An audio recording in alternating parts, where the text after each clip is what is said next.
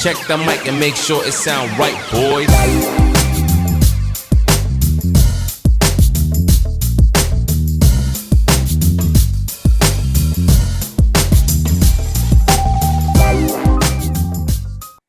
Hello and welcome to the Wolfcast.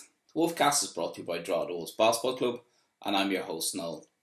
On today's episode, I'm joined by a long-time member of the club and current under-20s player, as well as being a player for Louth Gaelic at under-20 level, Eoin Hackett.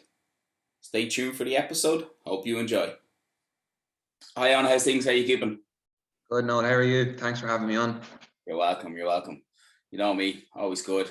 Delighted to be out of heat and not coaching in a for a change. I know, yeah. It's been great weather the last couple of days, and I'm thankful for it, to be honest, because Ireland weather isn't that great, to be honest.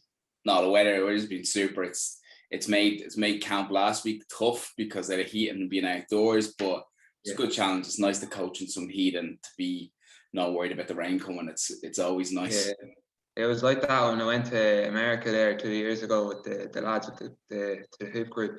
The weather was intense. It was like 35 degrees each day, but and when it rained like it was proper rain as well. So it is the same, but no, the weather is good. I'm liking it, so that's the main thing. We'll get back to your adventure at hoop groups in a little moment. Yeah. So obviously everything that's been happening. So how's COVID been treating you? Well, I suppose on a skill aspect, I'm just have to finish my leaving cert, and I found it tough, especially in the January phase, because it was just all over the shop, like a bit of uncertainty, like not knowing what to do, exam wise and stuff, where the exam's going to go ahead and all that stuff. But I pulled through it in the end, and I was happy with that. And then over the first lockdown, when I was back in fifth year, I really enjoyed it. It allowed me to get really up to my peak fitness, I felt. And likewise breaking in through teams like my senior team with Hermfeck and coming back to play with the Bulls basketball, I felt a lot fitter going into pre-season.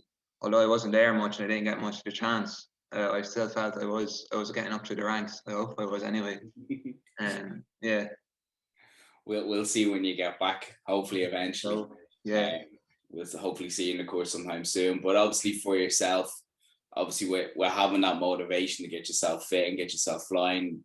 You obviously got your rewards for being picked in the minor panel. So let's talk a little bit about that before we get into how you got started. So let's talk about how obviously your skills transferred over from Gaelic to basketball and basketball back vice versa into Gaelic. Yeah.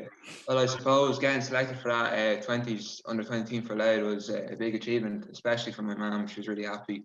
But there's a lot of skills that integrate across from basketball to Gaelic football, especially communication. And you know yourself, if you don't have communication on the court, you're not going to win a match. So it's going to be the same on the Gaelic pitch. That's the one thing I feel is the biggest is communication, because communication needs to happen up between all the lines from your goalkeeper to your full back, the whole way up to the full forward line. Because if you're not on the same sheet, you're not going to win a game. It's the way I feel you're going to have to go. Also, I feel like you need to be very hard working as well, especially the young kids out there that are looking to play both sports. You need to be really hard working and just keep going at it. There is times it's going to be tough, and you know that yourself. It's going to get tough sometimes. You just need to pull yourself through, and the other lads on the team hopefully will help you pull yourself through as well. That's it. That's what I feel is the two biggest. Like, you need to be a great communicator, and you need to be really dogged in a way. You know, like doggedness is key, I feel. And for anyone that knows you, they're probably your two strongest points. You're most certainly not the quietest person on the court, and you're very vocal with your opinion and expression. But that's good, and it shows leadership. And then obviously for yourself, you know, we all know you have an engine on you, and you're fairly comfortable getting up and down the court. And obviously that applies over the basketball. But let's just go back a little bit, because I remember you as a long blondie-haired kid coming into the academy. You know, bags of energy, head down, only wanted to use your right hand. And how things have changed, and you grounded and became developed. But like for you, obviously, with the main core skills of basketball and Gaelic being, you know, running, jumping, changing direction, and then obviously with both games being very bursts of energy, do you think that's given you a head start or an advantage, especially in both sports? Yeah, I think it has. Well, I started off playing Gaelic football, and then, as Mum said on her podcast, we went to basketball camp and fell in love. Myself and Colin fell in love with the sport. Then we rocked up to the academy with you, and got even better. But no, it is. I do think having both of those sports gives me a great advantage in both aspects, because you can improve different skills in both of the sports, and some of them overlap with each other, like catching the ball and stuff like that, or knowing when to make the right decision. Especially making runs in the GAA is really being helpful from the basketball, like making the right cut, but not in the cut, but making the right run at the right time instead of just running around like a headless chicken on the pitch, you know. And patience comes into that. So yeah. I felt like when I went between both, I wasn't lacking a lot, but obviously, as you said, I was predominantly right-handed. I didn't have a left hand until about under 16. I felt definitely. You probably say that. That's generous. Like, that's generous. Yeah, no, we could say that. That is true. We could say that I was generous, but no, definitely, I am still predominantly right-handed anyway. I couldn't still finish with my left when I came back, but no, definitely does get me a big head start playing both sports, to be honest. No, that's good, and also with both sports and with them being so focused on changing direction, it's great to have in regards, especially when you come with your footwork from basketball and Leeds and Gaelic. The two of them seem to overlap so well, and I think that's why there's been such an emphasis put on the crossover plan between basketball and Gaelic and vice versa. And then obviously when you see some of the top inter-county players who then once the GAA season finishes, that they play basketball. And obviously, I know we've mentioned before, but obviously Kieran Donaghy is the highlight of everything. Yes. Then obviously when you take the boys from Sligo who played both GAA, and like when you look at O'Shea, he played for Sligo when they were Super League, and then he played National League. So there seems to be, and obviously I think it's great that both leagues merge over each other, so you get all year round sport, and I think that's a great thing. But I think going forward, I think you're going to see top level GAA players and basketball players who just, instead of being dual sports at GAA, are just going to play year all round. Going to play season of GAA, season of basketball, and we're seeing it with some of our younger players. Who, are making county teams at underage and making our development squads for Basketball Ireland at underage. And, so I think they both seamlessly merge with each other, and I think it's going to be great for both sports going forward. Yeah, it is. It's great to have. I feel like you definitely can see a lot with the underage, especially a lot of the academy players. Parents are just testing it out with their kids to see will they be able to do both, and most of them are, and they seem to be enjoying it. And once you're enjoying it, I feel that's when the best fun can be had. So if you're enjoying it, just keep at it, stick at it, like. Definitely. Yeah. So let's go right back to the very start of things. You've touched on it there. So who, what, or why got you started in the game of basketball? Well, I think Dad's seen an advertisement for a basketball camp somewhere, or heard something, and he was like, "Yeah, we'll throw the kids in for a week and see what the crack was." And I remember rocking up on the Monday morning, having the clue, no one, just Colin myself. I think Colin was like 4 at this age, I was just I just was 8 or something like that, and we just went in and just fell in love with the sport. Hadn't a clue how to play the game, just throwing the ball like you're just granny shotting or whatever it was. but no, so after that camp, I think my dad was like, "Sure, we might as well sign you up." And then I remember getting signed up and going to, I think I was an academy boy. I was training with the under 12s with you at that stage. I remember going to the academy for a couple of weeks, and then I got called up to go to the under 12 training, and that's where I started. That's where I all began with you. And then I think we had our first game. I can always remember the first game against Cavan Lakers in their old place in the leisure centre or something like that up in Cavan Town. And first game, getting my nose busted on the court, and Maeve called me. I didn't know Maeve at the time. Bring me to the bathroom, just like, "Yeah, you'd be grand. Just put a tissue around your nose, be fine." That's it.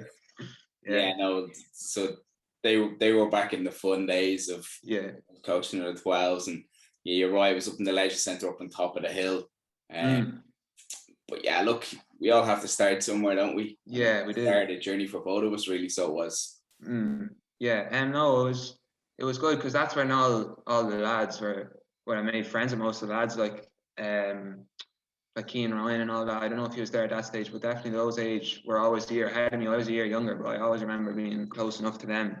If we were playing days, I'd be talking to them as well before playing our matches and stuff like that. So that's where all the friendships started to be made going forward in the club, in the draw the Bullets anyway, before we merged as the Wolves anyway. So it was good. Oh, that's good. Yeah, it's nice to go back and remember them kind of things. It is, yeah. And then before this, I was actually looking at some of the old photos of when we were playing under 12s, or you were playing under 12s. It's a long time ago since I played under 12s, but I was looking at some of them photos, and it's brought back some very good memories, and brought back the fun, or the reason why the two of us probably got both hooked on the game, for me coaching wise, and obviously for you playing. So with that, like, so what really ignited your passion for the game of basketball, or what do you think created the spark that you fell in love with it? I just felt I just was really fascinated about how the game was played, how fast it has become, and how fast it was when I was back at that age. Maybe that I didn't think of that when I was younger, but definitely looking back on it now, it's definitely the pace of the game and how fast it is up and down the court, and how agile you have to be and stuff like that. But definitely the coaches around that time who definitely made me keep coming each week. I wasn't getting bored or anything like that.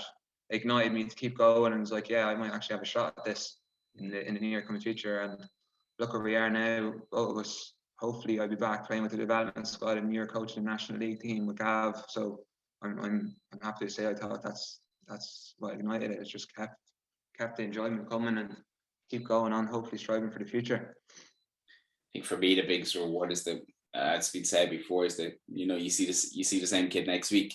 That's for me is the marker of success for me, is and obviously for yourself, you kept coming back every week, whether we've obviously been talking to your mom, so we know the encouragement and enthusiasm that your mom and dad both have for sport. And she was a big influence as well, because she played underage basketball, and I wanted for Ireland, and I wanted to be something in that way like her, either playing on regional teams, which I got the experience, which I was grateful for, or even to get international, which I haven't achieved, but I might achieve in the future, and you never know. But that's my mom was really one of the big influences as well on the sport.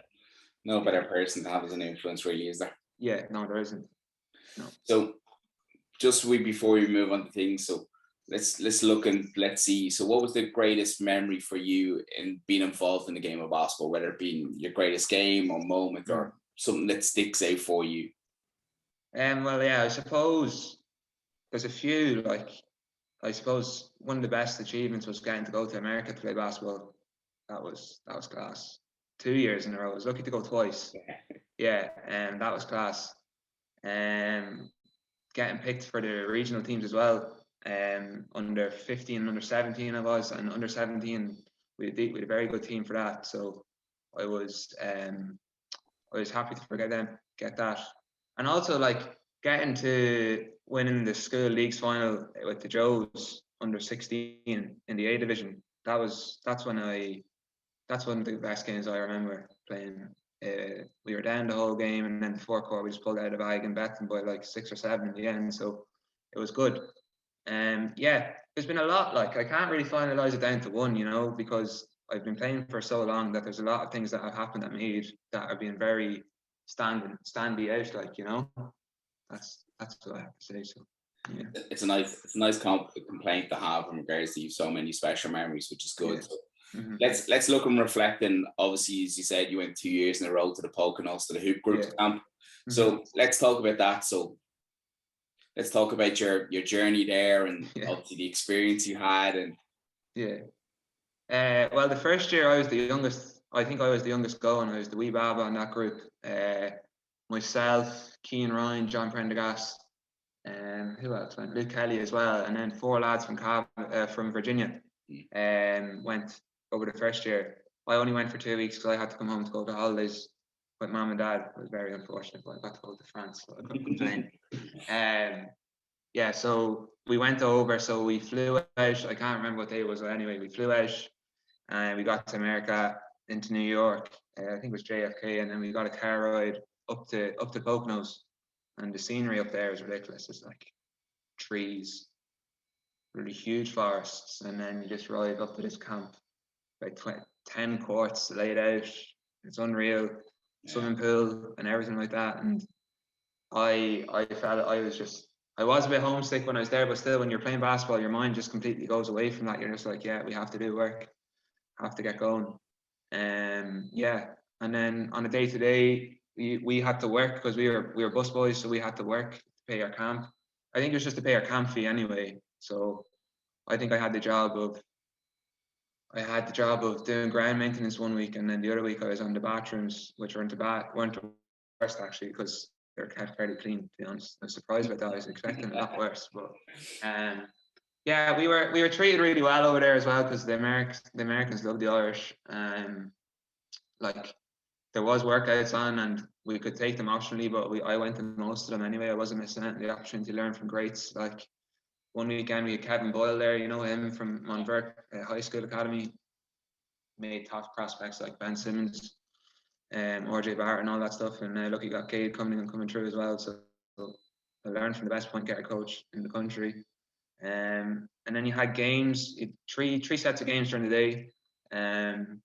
Yeah, so it was intense, and the games weren't easy. Like, they weren't messing around. Not like you might get one of the camps here. I'm not saying they're not like not flimsy games here, but like in America, they're proper. Like, you're going hell for leather, win or go home situations at most, which was really good. So yeah, the first year I got an idea of what it was going to be like, and I didn't expect to be going back the second year. I was like, this might not happen again. My mom was like, yeah, we're going. You can go again. And I was like, all right, I'll go again. And I went for the 3 weeks the second week, and I felt that was a lot much better, because I was with lads the same age as me. So it was like Conor Brennan, Ernest, JP Hughes, Kieran Agnew, and then Lisway as well.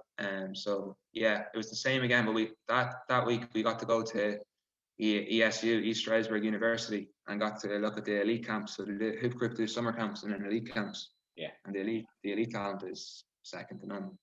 Like, you got Dior Johnson coming up there and stuff like that. The top prospects that are going to be going to college and stuff like that. So it was really really fascinating. Like, talent over here is way lower than the talent in America. Boys are just balling out straight, like, and dedication is ridiculous as well. There's 7 a.m. workouts in the morning. I'd say half the campus up at them 7 a.m. workouts. It's ridiculous. Yeah, I know. And obviously now that they've upgraded some of the facilities, I was meant to go last year, but obviously, unfortunately, coronavirus shut that down. And then obviously I was looking at it there, and I see obviously DJ Sackman's there this summer doing work with the elite group, and then he's working with the normal camp. So yeah, hopefully maybe next year I'll see what Mary says, but maybe I'm they've offered me. I know they offer lads, like, if you want to come back and help out as like being like a helper, like as the A team, they call it, like helping grounds and stuff. Or stuff, you can email us and we'll be welcome. Definitely take you back, like. Yeah. But like, the coaches that they're getting in are ridiculous. Like, Dave Hopla, I'm sure you've met him before. Dave Hopla, Bob Hurley, and Kevin Boyle as well. And Tobin Anderson is one of the freak with the ball. Handling is ridiculous. They only get the best of the best in. That's what makes the camp so good. And then obviously when you see some of the names that have come through that elite group, it's scary and phenomenal to watch. And obviously you're right. Obviously America's built for it, where, you know, they're training 5 days a week and they're just flat out playing games the weekend. And obviously with their high schools, they're going to AAU tournaments, and you know, there's so many options and avenues for them. And then, you know, D1, D2, D3 system, and it used to be if you weren't playing D1, it wasn't nothing. But now you look at the level of D2, and even look at the level of D3, it's just standards always constantly rising. So it is good. Like, a lot of the coaches there as well are like GMs or learning how to become managers, part of those D1, D2s, D3 colleges, which is very, very interesting. I learned a lot when I was especially talking to one of them. His name was Matt. He was at Hosta or something like that in Division 1. They got to, like, the last year before coronavirus came in, they got the chip to go to national championship, but they never got to go. But like, shows what's involved behind it, like, you know. Yeah, no, and it's obviously a great experience to go, and that's something, hopefully, fingers crossed, in the coming years we'll be able to get some more groups going back over. Definitely. We've seen with players that have went, you know, the attributes they learn and the skills they learn, or you know, the appreciation they get for it, that it makes them better players coming back to us. And you know, that's obviously for us is great and fantastic. Mm-hmm. Yeah, it is. It's great. It's great to have such opportunities taken. I wouldn't be turning it down if you get asked to go. I know it's a long way from home, but still, it's one of the best opportunities I've ever done in my life. I'd never forget to do it again. I'd happily do it again as well. Definitely, most definitely. So yeah. Now we now look at some of our teammates and teams we've played with. So yeah, who is or was your favorite teammate to play with? There's a few. I suppose that under-18 team when I was a year younger was probably one of the best teams I played with in my life. The likes of Denzel, Weddy, Reek, Danny, Paul, John Prendergast, Keane Ryan, Luke Kelly. Like, it was ridiculous. It was one of the best teams I had. Groggy was coaching it as well. Bash Ryan. There's a lot of great players in that team, but no, we had a good run with that team. We went to group stage in the National Cup. Unfortunately, not to get out of the National Cup, but we got in the National Shield, and we got to go down to Cork for that weekend when the men were playing in their semi-final of the national of the intermediate tournament anyway, and we were playing in our Shield semi-final, in our quarterfinal semi-final. We won the first and then lost to Tralee. But yeah, that was probably my favorite team to play with. I know I went off, but I was talking about the favorite team, but my favorite player to play with was probably Tom Smith. I know he's not as a big name in the club, but Tom Smith is probably one of my best players to play with. Him or Conor Brennan as well. Conor Brennan was a great school player as well with me. But both of them were just dogged out. Tom would leave everything on the floor, and Conor, when he gets going, he doesn't stop. He is all up in your face. He would not stop talking, and he'll just annoy anyone. It was hilarious getting people technical fouls to throw the game. It was great. No, they're definitely my two favorite players to play with.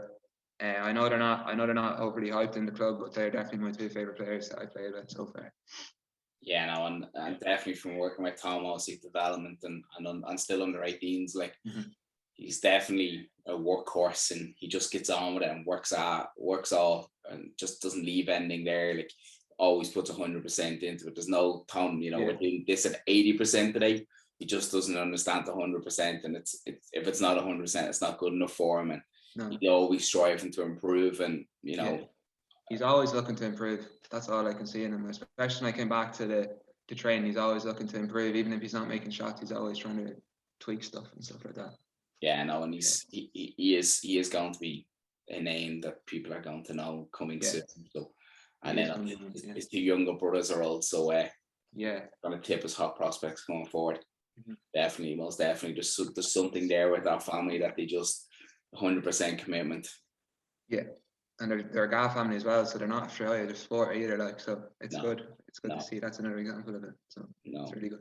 And Don was at camp last week, and like that, pushed everyone to be better. Tried to make everything as best it could be, and like that, was looking for little faults or looking for improvement. And for me as a coach, it's great for me to work with them types of players. Yeah, that's what I feel like, as I was a coach myself, that's what I'd like to see in players. Like, they're willing to tweak stuff and admit to their mistakes. Like, you don't want a player that just like, I'll do that again, but I won't do it. Like, you know what I mean? Like, they will, but they say they will, but they won't. Yeah, no. Yeah. Witnessed it quite a lot of, but it's always great to a kid come to you at the end of the game, or even one of the lads, and come to you at the end of the session going, how can I get better? What can I do to get better? That for me is a reward for me, and I'm very happy to work with players like that, as you well know. Yeah. So now moving on, you might hurt some people's feelings here. So who's the best player you've ever played with? Is this in club or in full stop? All over. Anywhere. I have to do both. There's definitely a few for the club, but I'll get the other one out of the club out of the way, because I need to get one out of the club. Elijah from Dundalk. Man's a baller. Knows what to do. Floor general right there.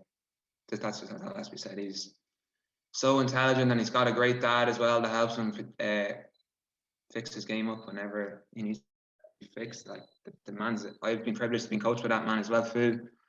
He needs a lot of respect. That Fu, he is a great coach. In the club, best player to play with. At under 18 level, and that team that I played with when I was a year younger, I have to say either Reek or Denzel. Because Denzel, when you need a bucket and it's coming down to the final minutes, Denzel's your man to go to, I feel. Maybe if he misses, he still get the good shot, but that's what I'm saying. And then Reek's Reek, he's a giant. Yeah. It's the last resort. Like, you just have to, like, I'll give it into Reek. He'll definitely get up something, get a draw foul or something like that. But yeah, those are the three. I couldn't get one, but yeah, definitely Reek or Denzel. I don't mean hard on any other player on that team, because everyone on that team, under 18 team, was good in every other role that they had. Like John Prendergast, Keane Ryan, Danny, lights out when they need to be lights out, and then everyone else was working their ass off to get score. Like, so, yeah. No, it's always a tough one, but like, you know, when you're blessed to have teammates like Reek and Denzel, and you see the leaps of game, and you know, have you seen Reek lately? The height of him? No, I haven't got the chance to see him. But Mam said he's getting taller, and he's just he's huge. He's absolutely enormous. Yeah. Like it's sore on my neck having to work with the kid. You know, like you know, not the greatest stature of a person, but you know, you're still beside Reek going, "Hey buddy, what's up?" Tough. It's very tough, but like, and he's now starting to demand the respect, and when the ball goes in, he's now starting to demand a double team on him. That's how much of a presence he is, and as he said, you know, Denzel is an absolute force to stop. You know, you can't stop him going to the basket when he's in motion. You know, and he's just a monster, like it. And then obviously with the new steps that have come into play, like it's such an advantage for him with his athleticism and his speed, and he's tough to stop going to basket. Like it is. There's so many players that I could have picked for that, because everyone that I played with has been great. Like especially that year that we had, that under 18 team that we went to the semi-final of that national shield. It was a great team. It's never an easy decision, and then obviously when you go back to Elijah, like, you know, the man's a baller and his kid's a baller and he's great, but his daddy was a far better player. I haven't played against Fu and seen Fu play quite an awful lot and destroy teams. Like his daddy was a baller.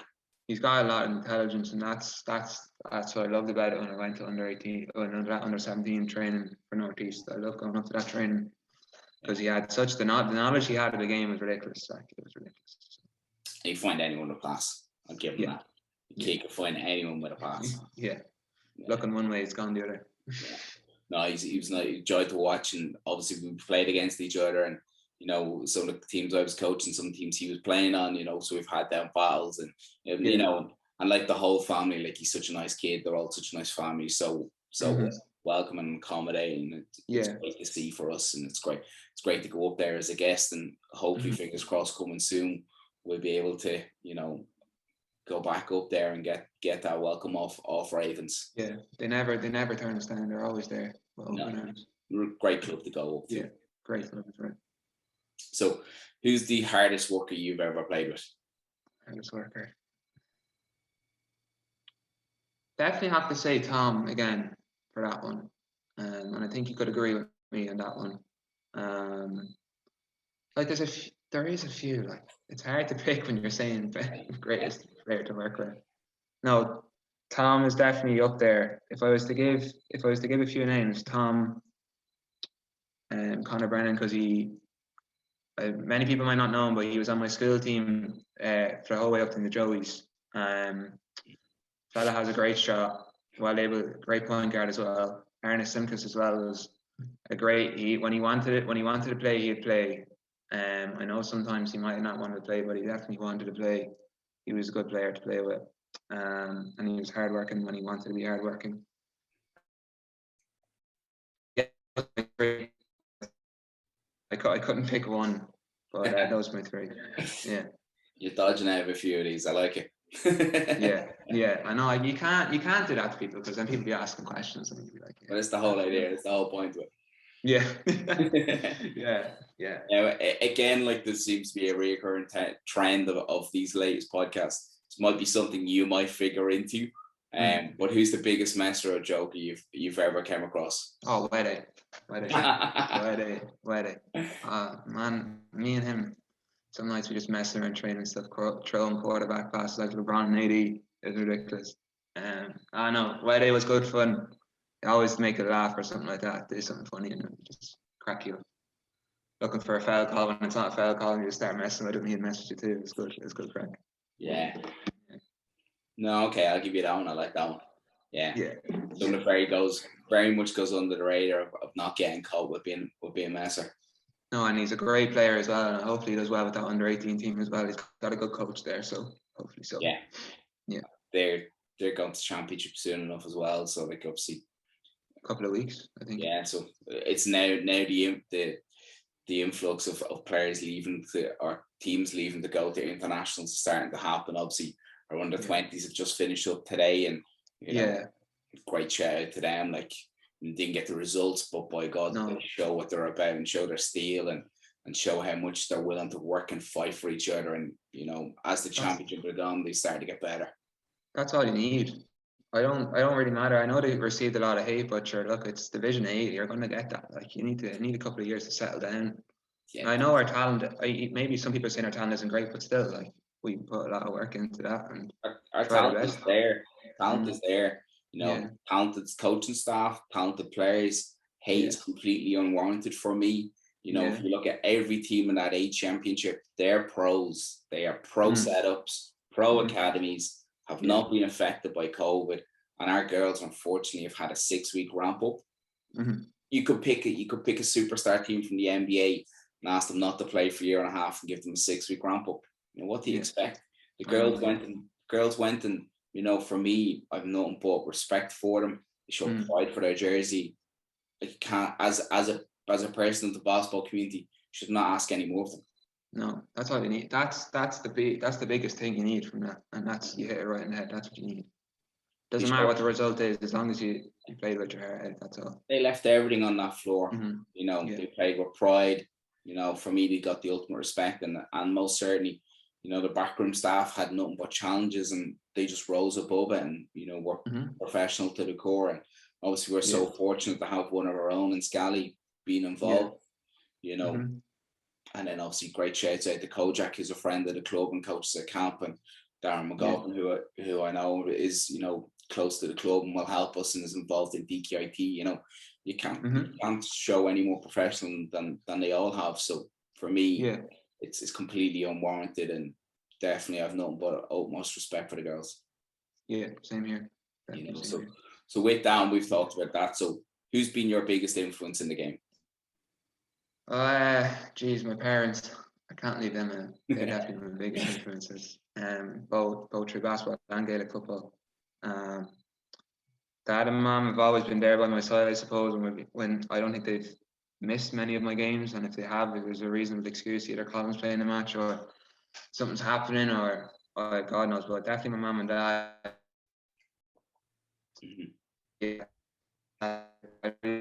I don't really have any NBA inspirational players. Like, maybe taking the joke. I like Alex Caruso. He's a dogged worker. Man can shoot. Man can show up with some bounce. I like his bounce. I have to say that. So, and look where he came from, G League to the NBA. So you can't say much about that. So yeah, that's it. No, and then obviously as your mom highlighted in the podcast, like, you know, you're 2 super parents, but we all know when your mom's in the crowd.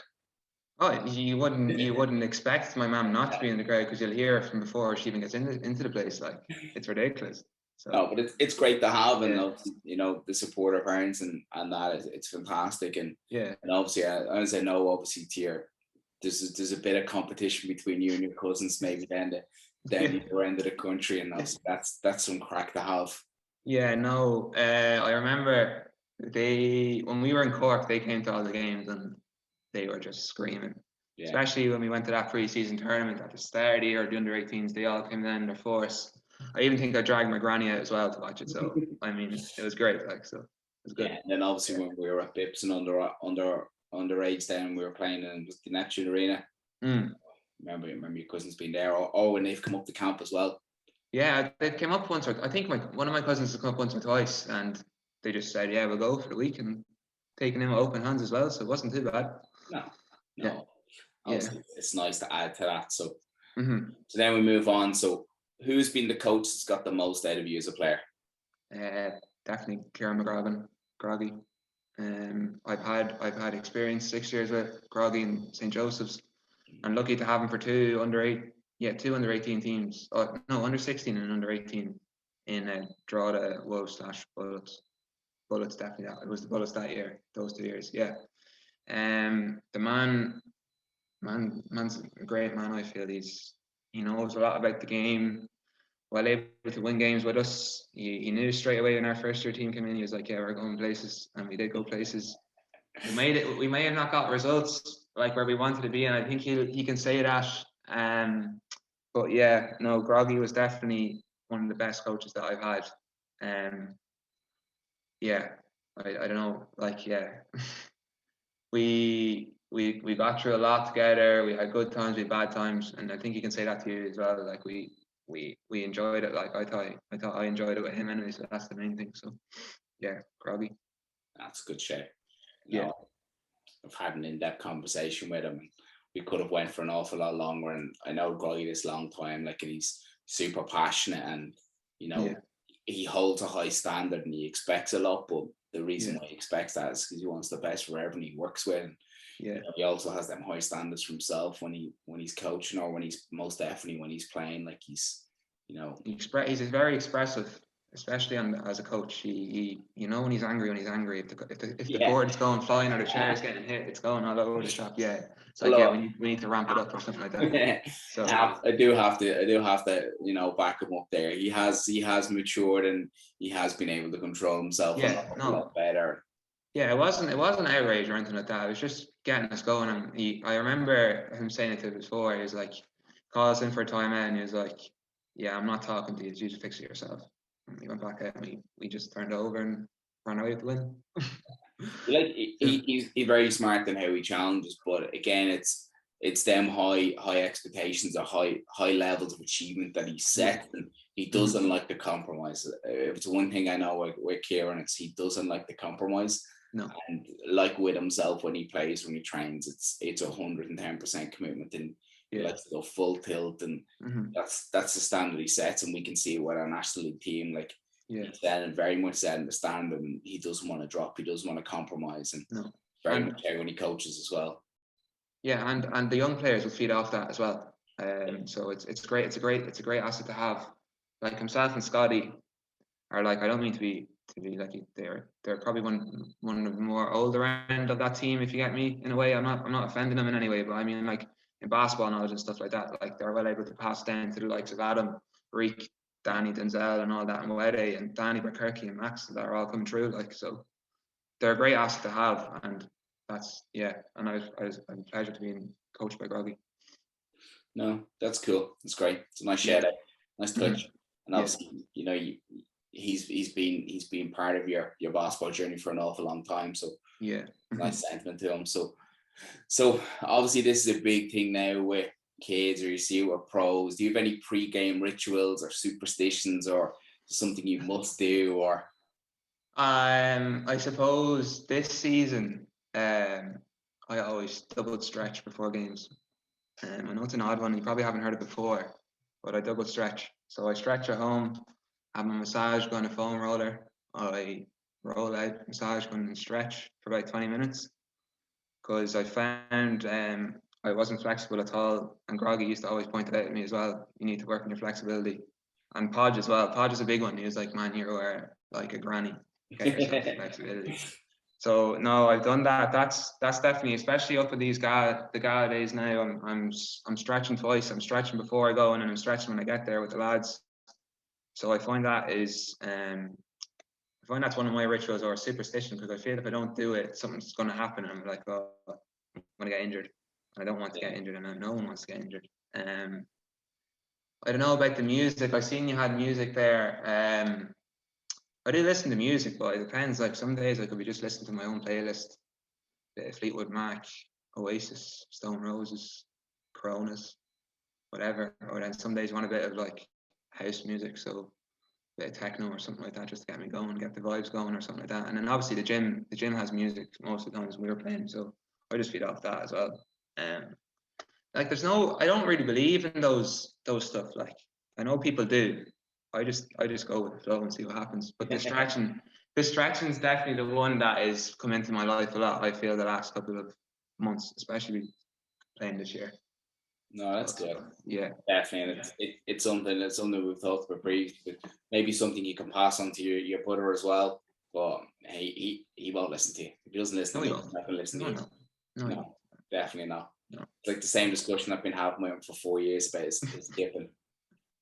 No, he'll learn. We all learn, so he'll learn soon enough. Hopefully the penny drops from soon. Fingers crossed. Yeah. So obviously you've had a nice journey in basketball, and obviously it's gone hand in hand with your Gaelic career. So the one bit of advice you would give to our younger Wolfpack members, what would it be? One bit of advice. Don't give up anyway. Don't like that when people give up, especially when I was coaching with Gar 2 years ago. Like when people give up, they're just like, you put all the work in for nothing then, really, haven't you? And I think you'd say the same as well. Like if you don't put the work in, if you put the work in, you're going to get results. If you don't, you're not going to get any. Definitely. And I've definitely experienced that. I think Maeve Coleman told me that, not in that way, but she showed me or reminded me of something like that. And if you don't put the work in, you're not going to get results. And enjoy yourself. There's no point going to training if you don't want to be there. So if you're going to train, enjoy it. Yeah. And that's the whole point of being a coach. We try and make it as fun as possible. I know some of it is boring, like fundamentals and all that stuff, but it's part of the game. Just enjoy it. And everything should fall in place, hopefully. Fingers crossed. Sometimes it takes longer than others, but yeah, you know, you've seen yourself, and obviously I've seen with even players you've played with when we started out on the 12s or academy. And, you know, you see the different levels, but you see the ones that are willing to work, and then obviously you see the rewards that they're getting now. You know, sometimes it just doesn't happen instantly. It can take a bit of time, but the ones that stick with it get more fruits for their worth. Definitely, 100%. I agree on that one. Yeah, definitely. No, so now it's time to really maybe hurt some people's feelings. So pick the best 5 you've played with, and it doesn't have to be in the club. It can be from regionals or anywhere. Can I pick a panel? No, 5. Oh, strict on this one. Strict on this one.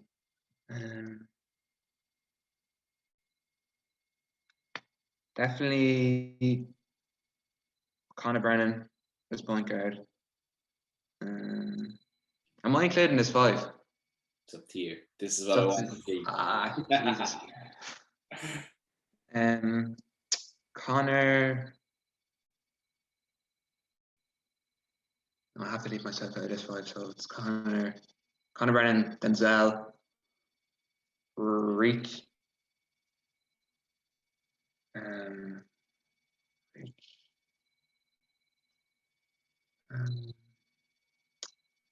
Danny Onawana, and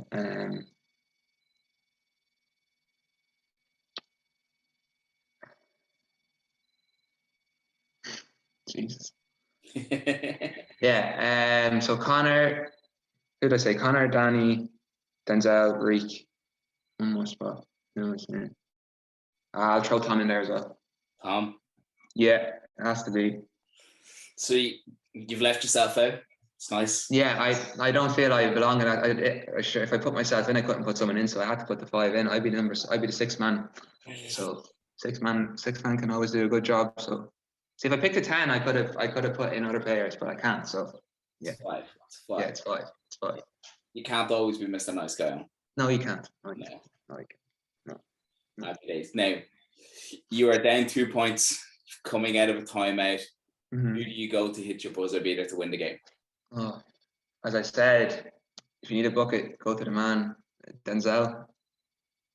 There's been a couple of games where we needed Denzel to pull something out of the bag and get us going, and I feel he's the man that we needed to get going. Him or Reek either. Reek is the same, those 2. I know I went, you only said 1, but Denzel will be my priority, and then Reek's the backup if Denzel's not on fire. I'd be like writing up a play for Reek or either Denzel. That's it. Or you could just go to Reek to tie the game if Denzel misses the booker. Exactly. Reek with the put-back dunk. Yeah, tip it in and put it back in, yeah. There you go. There's a nice compromise for you. That's it, yeah. So fantastic. So, obviously the last question. So who would you like to see next on the Wolfcast? I don't think his name's been mentioned a lot, but Gar McCreaston needs to get on this. He might be busy with work and all that, but sure, if he's busy with work, there's no excuse for that. There's always time to be free. Gar, Emer's name's been thrown out there. We'll get her on sometime, hopefully. Yeah. Maybe Podge McGrogan. He's been hiding. I haven't heard his name at all on the end those things, and I think he needs time to shine on the show. He's a bit of a GA background now as well, I think. So yeah, definitely either Gar, Emer, or Podge. You've named probably 3 of the most busiest people in the country at the moment. Well, time has to be made. Time has to be made, no. First and foremost, I need Gareth to answer his phone. Gareth is terrible at answering his phone. Yeah. And obviously Emer at the moment is currently flat out with work. So I know people have been calling her out. Myself and Emer have been talking, but unfortunately at the moment she is flat out with work, which is not a bad complaint. And Podge is the same at the moment with work, but plans have been made with Podge. Okay. Well, if I could recommend someone else then who's not busy. No, we'll work for future ones. Yeah, we will. There's a few, like you had Scally on and all that, so maybe who could we get on? Oh, there's a few, like you could get Reek, Denzel, someone like from those boys. You had Scotty on here as well. You had Gavin as well. There's a few like you could get. Yeah, I'd say I could go for Reek, Danny, or Denzel. Show what they've been like. I'd be interested to hear Denzel's stories about the Euros and stuff like that, or even Weddays as well, because he's been at the Euros as well. So yeah, like that'd be interesting to hear. We'll wait for Wedday to come back from his next championship, and then true. Hopefully good results. Fingers crossed. So look, on, thanks very much for your time. Thanks for coming on the Wolfcast, and best luck with the championship at St. Feckin's. Cheers. Thanks very much for having me on, Noel. I really enjoyed it. Thanks very much. Pleasure. Thank you for your time. Cheers. Thank you. Cheers. Thanks, man. So there you have it, guys. A nice catch up with Owen. Thanks so much to Owen for giving us time up. He was literally just in from training before we had a chat. Nice to have a catch up with Owen and see his insight into both sports and the crossover between both sports. Wishing him the best in his championship with St. Feckin's going forward, and hopefully see him on the court soon. Remember, guys, to like, share and subscribe to all platforms. Stay tuned for coming episodes. See you soon. Check the mic and make sure it sound right, boys.